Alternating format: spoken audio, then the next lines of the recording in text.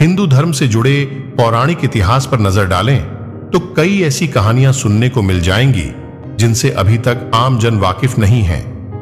क्योंकि विस्तृत इतिहास होने की वजह से कुछ घटनाएं छूट जाती हैं तो कुछ नजरअंदाज कर दी जाती हैं। इन्हीं कहानियों में से एक है सृष्टि के रचयिता ब्रह्मा जी का अपनी ही बेटी के साथ विवाह करने की घटना। दोस्तों, यह बात तो हम सभी जानते हैं कि त्रिदेव के हाथों में ही इस सृष्टि की बागडोर समाहित है।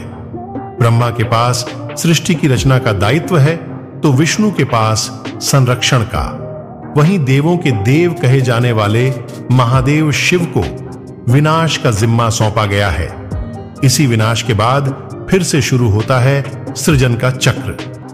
कहते हैं कि ब्रह्मा का अपनी ही बेटी के साथ विवाह करने की इस घटना का उल्लेख सरस्वती पुराण में वर्णित है। सरस्वती पुराण के अनुसार सृष्टि की रचना करते समय ब्रह्मा ने सीधे अपने वीर्य से सरस्वती को जन्म दिया था। इसलिए ऐसा कहा जाता है कि सरस्वती की कोई मां नहीं है, केवल पिता ब्रह्मा थे। सरस्वती को विद्या की देवी कहा जाता है, लेकिन विद्या की यह देवी इतने खूबसूरत और आकर्षक थीं कि स्वयं ब्रह्मा भी सरस्वती के आकर्षण से खुद को बचाकर नहीं रख पाए और उन्हें अपनी अर्धांगिनी बनाने पर विचार करने लगे। सरस्वती ने अपने पिता की इस मनोभावना को भांपकर उनसे बचने के लिए चारों दिशाओं में छिपने का प्रयत्न किया, लेकिन उनका हर प्रयत्न बेकार साबित हुआ। इसलिए विवश होकर उन्हें अपने पिता के साथ विवाह करना पड़ा। ब्रह्मा और सरस्वती करीब 100 वर्षों तक एक जंगल में पति पत्नी की तरह रहे। उन दोनों का एक पुत्र भी हुआ जिसका नाम रखा गया था स्वयंभू मनु। इसके उलट मत्स्य पुराण के अनुसार ब्रह्मा के 5 सिर थे। कहा जाता है जब ब्रह्मा ने सृष्टि की रचना की तो वह इस समस्त ब्रह्मांड में अकेले थे। ऐसे में उन्होंने अपने मुख से सरस्वती, सांध्य, ब्राह्मी को उत्पन्न किया, लेकिन ब्रह्मा अपनी ही बनाई हुई रचना सरस्वती के प्रति आकर्षित होने लगे और लगातार उन पर अपनी दृष्टि डाले रखते थे। ब्रह्मा की दृष्टि से बचने के लिए सरस्वती चारों दिशाओं में छिपती रहीं, लेकिन वह उनसे नहीं बच पाई।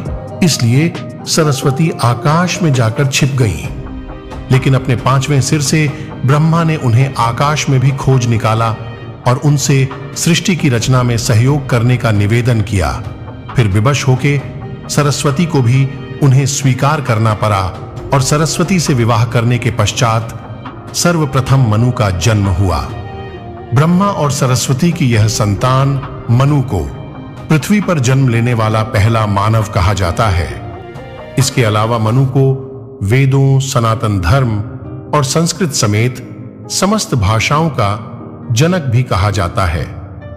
दूसरी तरफ ब्रह्मा का अपनी ही पुत्री के प्रति आकर्षित होना और उसके साथ संभोग करना अन्य सभी देवताओं की नजरों में अपराध था।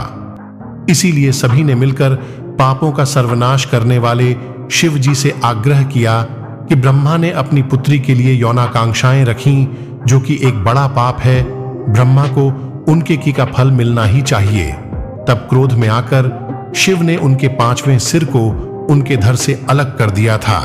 लेकिन शिव पुराण में इसका एक अलग वर्णन भी है। शिव पुराण के अनुसार ब्रह्मा के सर्वप्रथम 5 सिर थे, लेकिन जब अपने 5वें मुख से उन्होंने सरस्वती को उनके साथ संभोग करने के लिए कहा तो क्रोधावश सरस्वती ने उनसे कहा कि तुम्हारा यह मुंह हमेशा अपवित्र बातें ही करता है, जिसकी वजह से आप भी विपरीत ही सोचते हैं। इसी घटना के बाद एक बार भगवान शिव अपनी अर्धांगिनी पार्वती को ढूंढते हुए ब्रह्मा के पास पहुंचे तो 5वें सिर को छोड़कर उनके अन्य सभी मुखों ने उनका अभिवादन किया, जबकि 5वें मुख ने अमंगल आवाजें निकालनी शुरू कर दी।